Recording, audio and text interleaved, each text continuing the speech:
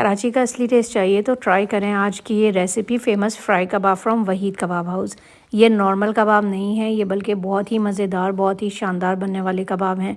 अगर बात की जाए बिहारी कबाब की तो वो आए हैं बिहार से, जो स्पाइसी और स्मोकी फ्लेवर के साथ होते हैं। बट ऑनेस्टली वहीद के फ्राई कबाब का जवाब नहीं है। कंप्लीट वीडियो के लिए यूट्यूब चैनल विजिट करना पड़ेगा। सब्सक्राइब करना और लाइक करना हरगिज़ नहीं भूलिएगा।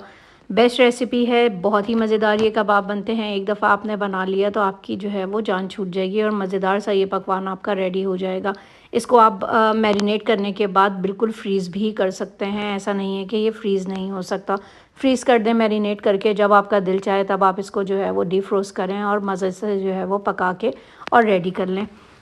धुआं दे लेंगे हम, और धुआं देने के बाद ये रेडी है। धुआं हमने पहले भी दिया है कच्चे कीमे में, और ये जो है वो बाद में भी देंगे। ये मज़ेदार से हमारे कबाब रेडी हैं। इनको एंजॉय करें नान के साथ। Thank you for watching my video. अल्लाह हाफिज़।